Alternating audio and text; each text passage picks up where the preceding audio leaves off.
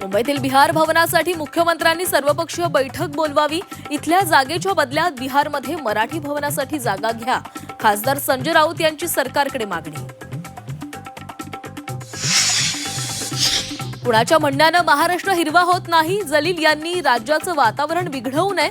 गुलाबराव पाटलांचा इम्तियाज जलील यांना सल्ला. मुंबईतील परळी एसटी डेपोमध्ये कर्मचाऱ्यांची दारू पार्टी. परिवहन मंत्री प्रताप सरनाईकांच्या दौऱ्यावेळी प्रकार उघडकीस.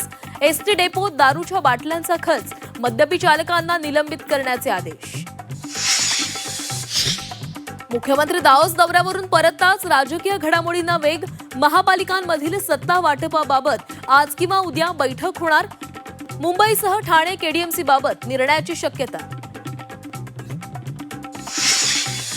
सिंधुदुर्ग जिल्ह्यामध्ये महायुतीचे 11 उमेदवार बिनविरोध. झेडपीचे 5, पंचायत समितीचे 6 उमेदवार बिनविरोध.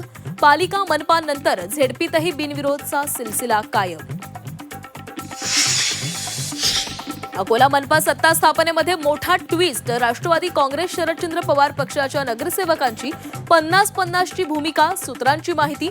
अकोल्यातील सत्तेचं गणित बदलण्याची शक्यता.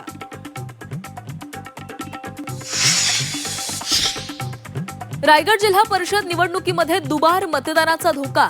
जिल्ह्यातील मतदार यादीत 36,000हून अधिक दुबार मतदार. नोंदी तपासून कार्यवाही करण्याचे आयोगाचे आदेश. आदिवासी बांधव आणि शेतकऱ्यांचं लाल वादळ. थोड्याच वेळात नाशिक जिल्हाधिकारी कार्यालयावर धडकणार. जिल्हाधिकाऱ्यांशी चर्चेतून तोडगा न निघाल्यास मुंबईकडे कूच करणार. लाडक्या बहिणींच्या संख्येला लवकरच कात्री लागण्याची शक्यता.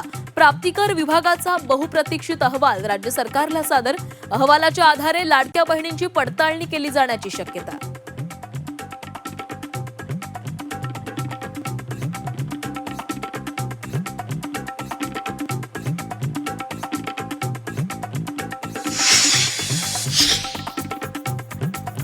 संभाजीनगर जिल्ह्यामध्ये 6 अर्भकांच्या जन्मामागे एकाचा गर्भपात. 1000 मुलांमागे 931 मुलींचं प्रमाण. एप्रिल ते डिसेंबर 2025 दरम्यानची आकडेवारी समोर.